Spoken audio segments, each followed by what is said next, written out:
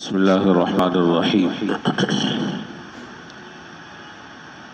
नहमदुहु व नुसल्ली अला रसूलिहिल करीम अम्मा बअद। अन अबी सईद अल-खुदरी रज़ियल्लाहु तआला अन्हु क़ाल क़ाल रसूलुल्लाह सल्लल्लाहु अलैहि वसल्लम मन अकल तय्यिबन व अमल फी सुन्नती व अमन अन्नासु बवाइक़हु दख़लल जन्नह। फ़क़ाल रजुलुन या रसूलल्लाह इन्न हाज़ल यौम लकसीरुन फ़िन्नास। क़ाल व सयकून फ़ी क़ुरूनिन बअदी। रवाहु तिर्मिज़ी। हज़रत अबू सईद खुदरी रज़ियल्लाहु ताला अन्हु से रिवायत है कि जनाब रसूलुल्लाह सल्लल्लाहु अलैहि वसल्लम ने इरशाद फरमाया, जो आदमी हलाल और पाक चीजें खाएगा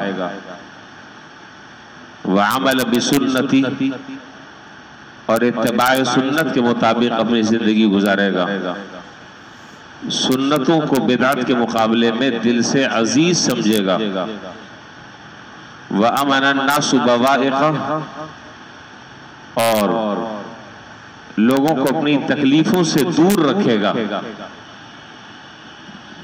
फरमाया कि ये तीन काम करने वाला जो है जन्नत में दाखिल हो जाएगा। किसी साहब ने उस वक्त हुजूर अकरम सल्लल्लाहु अलैहि वसल्लम से ये सवाल किया, जरा साहब इस सवाल पर गौर फरमाएं कि जिस जमाने में जनाब रसूलुल्लाह सल्लल्लाहु अलैहि वसल्लम जिस माहौल में ये बातें इरशाद फरमा रहे हैं उस वक्त की उमूमी फिजा कैसी है। इस सवाल से आपको अंदाजा हो जाएगा आम जो पब्लिक है उसका मिजाज कैसा है, वो अमल के एतबार से किस डिग्री पर पहुंची हुई है। सवाल करने ने सवाल किया, फ़क़ाल रजुलुन या रसूलल्लाह इन्न हाज़ल यौम लकसीरुन फ़िन्नास। अल्लाह के रसूल ये जो आप तीनों बातें इरशाद फरमा रहे हैं ये तीनों बातें तो आज सारे लोगों में पाई जाती है, फिर जन्नत में दाखिल होना कौन सा मसला है। यानी आप इससे अंदाजा फरमाएं कि सवाल करने वाला सवाल कर रहा है कि ये जो आप तीन बातें इरशाद फरमा रहे हैं कि ये तीन चीजें जो जिस पर जो अमल कर लेगा वो जन्नत में दाखिल हो जाएगा, आज तो हर आदमी इन तीनों पर अमल कर रहा है। आपने उसका जवाब इरशाद फरमाया, काला वसयकूना फी क़ुरूनिन बादी। आपने फरमाया कि अभी तो ये चीज तुम्हें नजर आ रही है लेकिन मेरे जाने के बाद कोई जमाना ऐसा आएगा कि जिसमें ये चीजें अमल करने वाले कम होंगे। तुम इन चीजों को मेरे जाने के बाद तुम देखोगे और ये वही जमाना है, मेरे जाने के बाद तुम ये चीजें देखोगे। इससे अंदाजा होता है कि उस जमाने में आम जो लोग थे वहां उस जमाने में अगर आप गौर करें वहां उस जमाने में इल्म की कमी थी, लेकिन असल जो चीज थी वो ये थी कि जितना इल्म है उस पर फौरन अमली जिंदगी को बेहतर बनाने की हर आदमी जुस्तजू फिक्र, एक दूसरे से आगे बढ़ने में मुकाबला बिल्डिंग बनाने में नहीं हो रहा, जमीनें खरीदने में मुकाबले वहां उस जमाने में नहीं हो रहे हैं। वहां मुकाबला ये हो रहा है कि ताजुद में ये अगर 5 पारे पढ़ते हैं तो मुझे 10 पारे पढ़ने हैं। ये मैं एक उमूमी फिजा की बात कर रहा हूँ, उमूमी माहौल की बात कर रहा हूँ। ये अगर रात को 50 नफले पढ़ता है तो मैं 100 नफले पढ़ूंगा, ये इतनी तिलावत करता है तो मैं इतनी तिलावत करूंगा, मैं पीछे क्यों रहूं। अल्लाह करे कि ये माहौल और ये मुसाबकत का जज्बा अल्लाह ताला हमारे अंदर भी पैदा फरमाते हैं, और हम जिन चीजों की आपस में रेस लगा रहे हैं और हम आपस में जिन चीजों की दौड़ लगा रहे हैं, फानी बेकार चीजों की जिसमें हम अपनी उम्र गंवा रहे हैं, अपना वक्त बर्बाद कर रहे हैं, जिसका हासिल कुछ भी नहीं है। खानी वही 2 रोटी है और वही 4.5 मीटर में कपड़ा बनेगा, उसी जगह पर रहना है, सोना है जहां पर आप लेटे हुए हैं, चाहे वो 5000 गज का बंगला हो चाहे 1000 गज का बंगला हो, जिस जगह पर आप लेटे हैं वो जगह आपकी अपनी है। बस ये चीजें हैं मुसाबकत की। आमाल सालेहा कौन कौन ज्यादा कर रहा है उससे आगे बढ़ना है, फला नेक काम वो आदमी कर रहा है मुझे उससे आगे बढ़ना है, फला आदमी की नमाज इतनी अच्छी है मेरी नमाज इससे अच्छी होनी चाहिए, फला आदमी इतना अच्छा कुरान पढ़ता है मैं इससे अच्छा कुरान पढ़ने की कोशिश करूंगा। ये है माहौल, ये है आगे बढ़ने का जज्बा और मुसाबकत इलल खैरात। खैर, अब आ जाइए जरा से इस हदीस पर। हुजूर सल्लल्लाहु अलैहि वसल्लम ने यहाँ 3 बातें इरशाद फरमाई इस रिवायत में। सबसे ये तिरमिज़ी शरीफ में रिवायत है। सबसे पहली बात ये फरमाई कि मन अकल तय्यबन, हमारी बात चल रही है, आपको शायद याद होगा सुबह जो मैंने बात शुरू की थी फजर में, और मैंने अर्ज किया था कि उस बात का ततिम्मा और तकमील जो है मैं इंशाअल्लाह अभी करूंगा। ये उसी सिलसिले की कड़ी है। और ये बात अर्ज की थी कि मामला सिर्फ इतना सा नहीं है कि आपको जो मिला आपने खा लिया, ये जो आपने कमाया वो आपने लगा लिया, या जैसे तैसे भी माल अल्लाह न करे आपने हासिल किया, बस अगड़म बगड़म आपने खिला दिया, खा लिया, पहन लिया, पहना दिया। मसला ऐसा नहीं है। मैंने सुबह भी ये बात अर्ज की थी, दोबारा उस बात को मैं दोहरा रहा हूँ। इस बात पर यकीन रखें कि जो लुक़मा हम अपने हलक में डाल रहे हैं उस लुक़मे के असरात सिर्फ हमारी जात की हद तक नहीं हमारी नस्लों तक के पहुंचेंगे। अगर तो वो हलाल है तो उसके वैसे असरात होंगे, तबीयत में, मिजाज में, किरदार में, अखलाक में, आमाल में, फिक्र में, सोच में मुस्बत तब्दीली आनी शुरू हो जाएगी।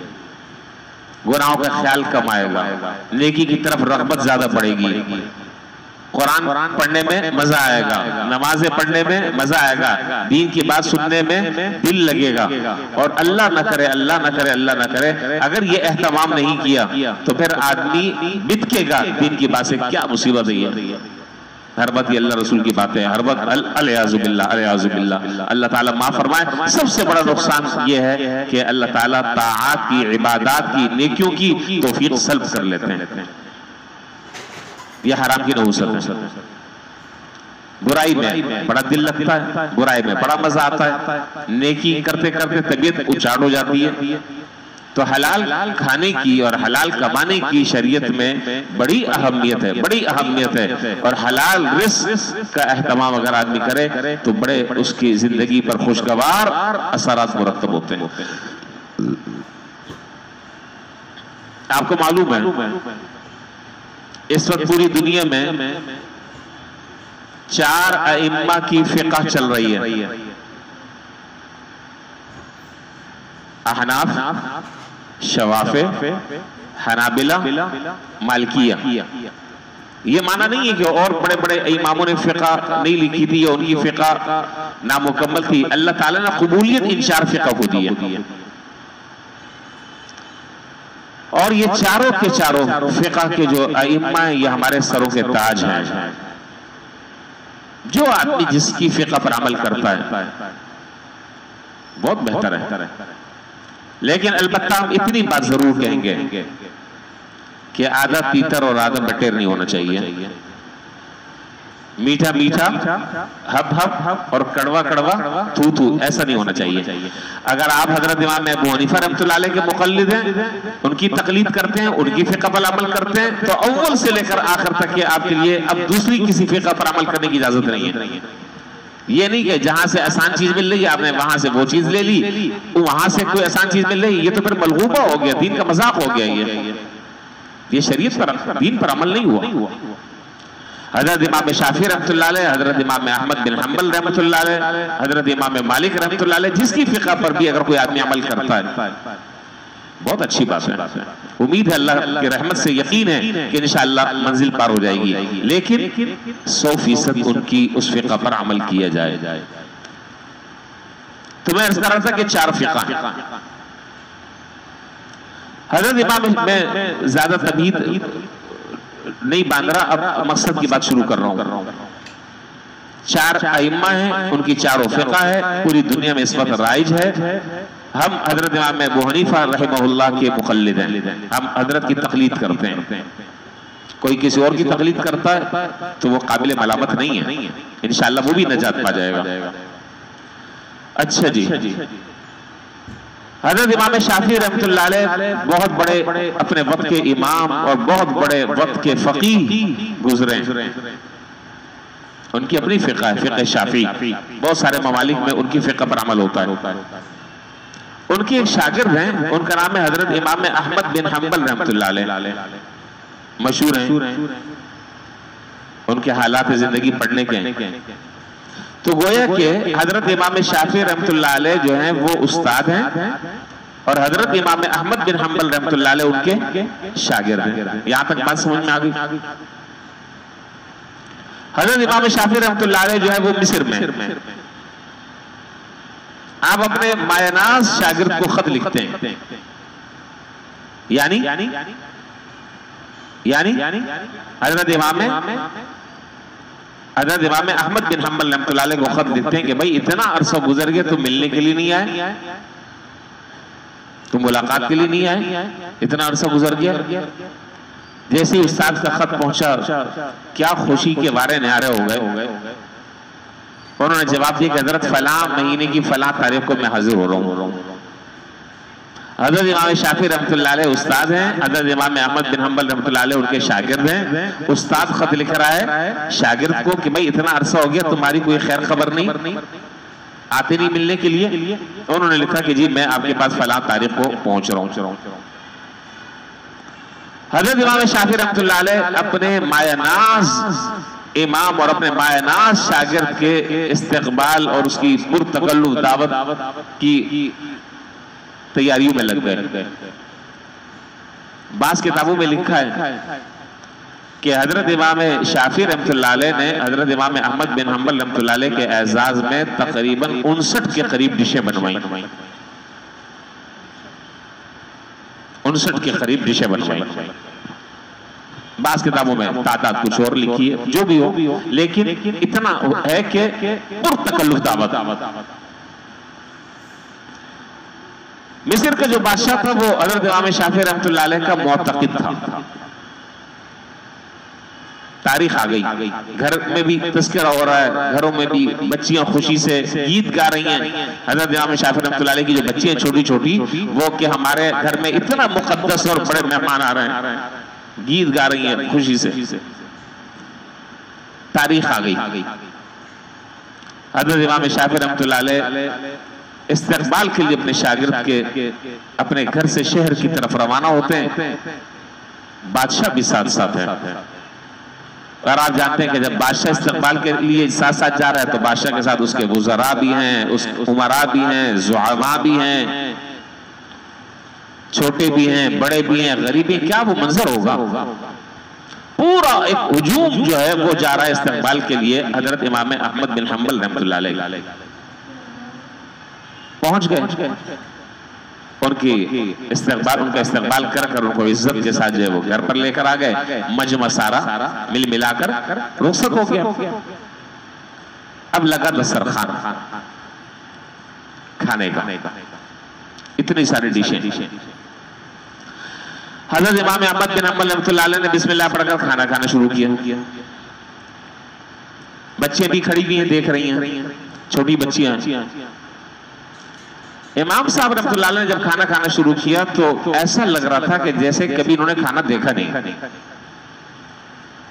जल्दी जल्दी जल्दी जल्दी जल्दी जल्दी जल्दी जल्दी, और ये कोशिश कि जितना जल्दी मैं और ज्यादा खा सकूं और खा लूं, और ज्यादा खा सकूं और खा लूं। ये बात कुछ समझ में नहीं आई, इसलिए कि हजरत इमाम शाफी रहमतुल्लाह अलैह जैसा फकीह और मुहद्दिस, जाहिर है कि उनकी बच्चियां भी तो फिर इल्मी एतबार से उस मकाम की होंगी। बेटियों ने बाप से कहा कि अब्बा ये अतकिया की शान नहीं होती, ये जाहिद लोगों की शान नहीं होती कि वो इतना नाक तक के खा लें कि सांस के लिए भी जगह न छूटे। वो तो कम खाते हैं ताकि इबादत में, रियाजत में आदमी सही तरीके से मेहनत कर सके। वो नाक तक के नहीं चढ़ाते। ये आपके शागिर्द जिनके बारे में आप इतने महीनों से तैयारी कर रहे हैं और आप बता रहे थे कि इतने बड़े आदमी आ रहे हैं, इतने बड़े आदमी आ रहे हैं, खाने पे ये ऐसे टूटे हैं, ऐसे टूटे हैं, ऐसा लग रहा है कभी खाना देखा ही नहीं। वो जो एक अकीदत दिमाग पर छाई हुई थी वो आस्ता आस्ता खत्म हो रही। हजरत इमाम शाफी रहमतुल्लाह ने फरमाया कि भाई महसूस तो मैंने भी ये किया कि ये तो सूरत हाल बड़ी अजीब है। महसूस तो मैंने भी किया, लेकिन चूंकि मैं मेजबान हूं, मैं इस तरह की बात नहीं कर सकता, इसलिए कि अगरचे वो मेरे शागिर्द हैं, लेकिन मैं इस तरह की बात नहीं कर सकता, इसलिए कि अगर मैंने ये बात की तो कहेंगे कि देखो अपना खाना बचा रहा है। मैं तो ये बात नहीं कर सकता। खैर, खाना वाना खा लिया, बच्चियों ने पानी का लोटा भर के कमरे में रख दिया, और ये जमाने में एक आम मामूल था, आम मामूल। हमारे जब मेहमान आता है, आप देखिए फर्क कितना फर्क पड़ा। हमारे जब मेहमान आता है, थोड़ी देर के लिए भी आएगा, पूछेगा हज़रत वाईफाई का पासवर्ड क्या है, ये पूछते हैं। वाईफाई लगा हुआ है, आप क्या नहीं लगा हुआ है? वाईफाई लगा हुआ है, प्लीज पासवर्ड जरा सा बता दें, ये मेरे मोबाइल में जरा से इसको कर। और वहां क्या है, मेहमान आया है तो लामाला ताजुब भी पड़ेगा। ऐसा हो नहीं सकता, एक उमूमी माहौल है, नमाज का, रोजे का, तरावी, कुरान का, इबादत का एक उमूमी माहौल। तो बच्चियों ने जो है लोटा भरकर कमरे में रख दिया कि हजरत जब रात को उठेंगे तो उनको परेशानी ना हो, दुश्वारी ना हो, और वजू करें, वजू करके ताजुद पढ़ लें। सब चले गए घर से, कमरा खाली कर दिया। जब सुबह फजर की नमाज पढ़कर आए इमाम शाफी रहमतुल्लाह अलैह और हजरत इमाम अहमद बिन हंबल रहमतुल्लाह अलैह, तो देखा कि लोटा उसी तरह पानी का भरा हुआ रखा हुआ है। अभी और ज्यादा अकीदत के अंदर कमी आ गई। पहले तो खाने वाला मसला देखा था, अब इसका मतलब ये है कि अच्छा तहज्जुद भी नहीं पड़ी, इतना खा लिया। और उस जमाने में तहज्जुद ऐसे आदमी का ना पढ़ना जो अपने वक्त का मुक्तदा और पेशवा हो, वक्त का अपना इमाम हो, तो ये और ज्यादा अजीब बात है। खैर, नमाज पढ़कर आए, जब नमाज पढ़कर आए तो हजरत इमाम शाफी रहमतुल्लाह अलैह ने हजरत इमाम अहमद बिन हंबल रहमतुल्लाह अलैह से अब रहा नहीं किया। उनसे कहा भाई तुमसे एक दो बातें करनी है, तुम्हारे अंदर मैंने बहुत तब्दीली देखी इस मर्तबा। बिस्मिल्लाहिर्रहमानिर्रहीम। अब सुनिए जरा सा कान खोलकर अच्छी तरह, दिल की खिड़की खोलकर। कहा कि तुम्हारे अंदर मैं बड़ी तब्दीली महसूस कर रहा हूं, मुझे तवक्को नहीं थी कि तुम इस तरह इतनी जल्दी तब्दील हो जाओगे। कहा कि हजरत हुआ क्या? रात वाले खाने की बात बताई, लोटा जो है वो पानी को उसी तरीके से भरा पड़ा है, इसका मतलब है कि ताजुद भी नहीं पड़ी। तो हजरत इमाम अहमद बिन हंबल रहमतुल्लाह अलैह ने फरमाया कि हजरत आप परेशान ना हो, दोनों बातों का मैं आपको जवाब देता हूं। बच्चियों को भी बुला लिया। कहा कि रात जो खाना मैंने आपका खाया, बखुदा रात जो मैंने आपका खाना खाया, जिंदगी में इतना बाबरकत खाना मुझे कभी नहीं मिला। जिंदगी में इतना हलाल और पाकीज़ा और बाबरकत खाना कभी नहीं मिला जितना खाना रात मैंने खाया। इसलिए मेरी कोशिश ये थी कि जितना मैं खा सकता हूँ खा लूं, चाहे 7 दिन बाद में फाका करना पड़े वो मैं बर्दाश्त कर लूंगा, लेकिन ऐसा हलाल और तैयब खाना फिर मुझे कहां से मिलेगा? इसका जवाब आगे। अब अगली बात कहते हैं कि जब खाना खाकर रात बिस्तर पर मैं लेटा तो इशा के वजू से मैंने फजर की नमाज पढ़ी और तहज्जुद पढ़ी, मुझे वजू करने का तकादा पेश नहीं आया। एक बात। और दूसरी बात यह कि उस खाने की अमली बरकत, इल्मी बरकत खाने की यह हुई कि रात को जब मैं बिस्तर पर लेटा तो कुरान करीम की एक आयत मेरे जहन में आ गई। उस एक आयत से मैंने रात को 100 मसाइल का इस्तेंबात और इस्तिखराज किया, और वो मसाइल की जिंदगी भर आज तक वहां तक जहन नहीं गया था। हजरत इमाम शाफी रहमतुल्लाह अलैह ने जब ये बात सुनी तो उनकी खुशी के दाढ़ी के एक एक बाल जो वो खिल गए। फरमाया कि ये हुई ना बात कि उस हलाल खाने की बरकत थी कि कुरान करीम की एक आयत से 100 मसाइल का इस्तेंबात किया, 100 मसाइल का इस्तिखराज किया, 100 मसाइल निकाले, और ऐसे मसाइल के आज तक पढ़ते पढ़ाते कभी उस तरफ नजर नहीं गई। ये बरकत काहे की थी? ये बरकत काहे की थी? ये हलाल खाने की बरकत थी। ताआत में ये हाल, इबादत में ये हाल, इल्मी इन्हिमाक का ये हाल, इल्मी इश्तिगाल का ये हाल। तो जब इंसान, बस ये मैंने वाक़या जो सुनाया उस सुनाने से मकसूद ये था कि जब आदमी अपने हलक में निवाला जब डालता है तो उसकी यकीन करें बड़ी बरकत होती हैं।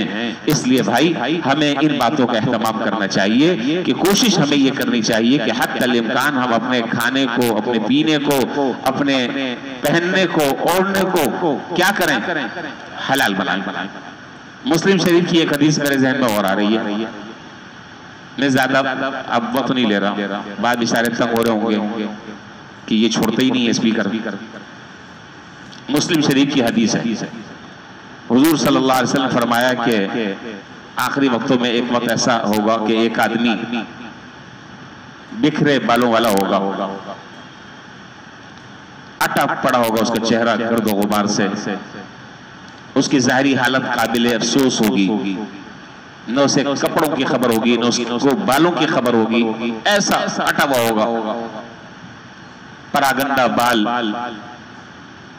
खस्ता और बोसीदा कपड़े, और वो अल्लाह ताला से बड़े रो रो कर दुआ कर रहा होगा, रो रो कर दुआ कर रहा होगा, रो रो कर दुआ कर रहा होगा, और ऐसे मचल मचल कर रो रो के दुआ कर रहा होगा कि सामने वाले को देख के तरस आ रहा होगा कि देखो कैसे दुआ मांग रहा है।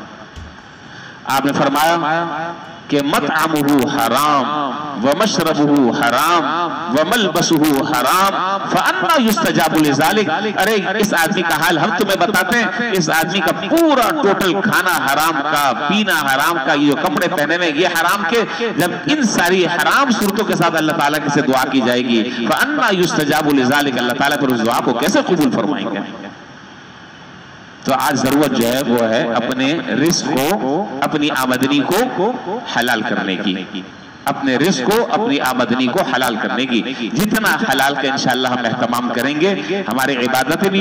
एक सहाबी जो हैं वो हुजूर सल्लल्लाहु अलैहि वसल्लम के पास आए और कहा कि अल्लाह के रसूल मेरे लिए दुआ करें, अल्लाह मुझे मुस्तजाबुद दावात बना दें, अल्लाह ताला मुझे मुस्तजाबुद दावात बना दे, मेरी जब मैं दुआ मांगू हाथ उठाऊं दुआ कबूल हो जाए। आपने फरमाया कि एक काम कर लो, अपने खाने को हलाल कर लो, अल्लाह ताला मुस्तजाबुद दावात बना देंगे। अल्लाह ताला इन बातों पर हम सबको अमल करने की तौफीक अता फरमाए, मुझे भी और आपको भी एहतमाम के साथ अल्लाह हमें इसकी तौफीक नसीब फरमाए, इसकी फिक्र की तौफीक अता फरमाए। व आखिर दावाना अल्हम्दुलिल्लाहि रब्बिल आलमीन।